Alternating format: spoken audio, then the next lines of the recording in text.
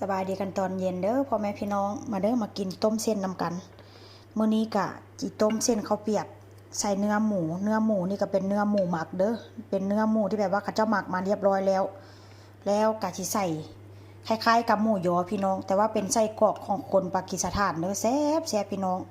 คล้ายๆกับหมูยอบ้านเฮาเลยถ้าหากว่าผู้ใดอยากกินเนาะให้ไปซื้อเด้อไปซอกซื้อเอามันที่มีกาแบบนี้ค่อยจะมาให้เบิ่งแบบนี้เด้อพี่น้องมีกามันเป็นมักเผ็ดแบบนี้ค่อนข้างจะออกเผ็ดแดงหน่อยนึงถ้าหากว่าจะเอาแบบ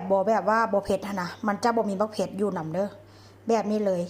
ห้านแขกห้านปากีสถานพี่น้องหมู่เคยเอาให้กินเนาะแล้วก็กินแล้วก็ติดใจว่าเช่นซะเมื่อนี้ก็จะมาต้มเส้นข้าวเปียกหรือว่าเส้นก๋วยจั๊บหยวนพี่น้องใส่น้ำปลาเมื่อนี้ก็จิปรุงง่ายๆแบบนี้เลยซีอิ๊วขาวกาเด็กสมบูรณ์แล้วก็จะใส่เนื้อหมูที่ว่ากระเจ้าหมักนี่ลงไปโอ้ยบ่ได้ใจเด้ใส่มือนี่ละแล้วก็จะใส่นี่ลงไปพี่น้องมันจะค่อยได้ฟีลคล้ายๆแบบว่ากินหมูยอเด้ว่าเส้นซะเห็นบ่แล้วก็จะใส่เกลือเด้อเกลือนี่ก็ประมาณซ้ำนี้เกลือนี่ก็ได้บ่ได้ใส่หลายแล้วอันนี้เป็นน้ำตาลค่อยกาจะปรุงบ่หลายเด้อพี่น้องปรุงแบบรสชาติแบบธรรมชาติออกสไตล์บ้านเฮาแต่บ่ฮู้ว่ามันสิออกคล้ายๆบ้านเฮาบ่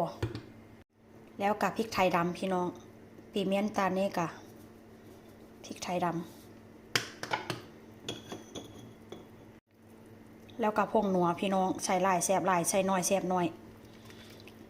ห้ามใส่เกินขนาดเด้อถ้าใส่เกินขนาดกะกิโลน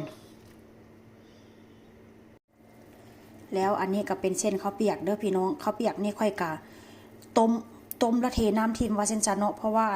น้ำมันค่อนข้างจะเหม็นแปงค่อยก็เลยแบบว่าประมาณลวกประมาณ5 นาทีเนาะค่อยเอาอันลวกแล้วค่อยก็จะมาต้มอีกเทื่อนึงเพราะว่าอย่างสูตรนี้เพื่อว่าอันบ่ให้น้ำแป้งนะพี่น้องเวลาเรากินเนาะมันค่อนข้างจะแบบว่าอันน้ำเข้มข้นแล้วก็เป็นน้ำสีขาวๆนะบ่ค่อยมักปานใดว่าเส้นซะเพราะฉะนั้นแล้วค่อยก็เลยเอาไปลวกก่อนประมาณ5 นาทีพี่น้องเพื่อว่าให้น้ำแป้งมันออกมันจะบ่ได้มีเหม็นปอกเหม็นแป้งว่าเส้นซะเนาะนี่แหละก็เลยเอาต้มแบบนี้เห็นบอกเวลามาต้มน้ำมันก็ค่อนข้างจะใส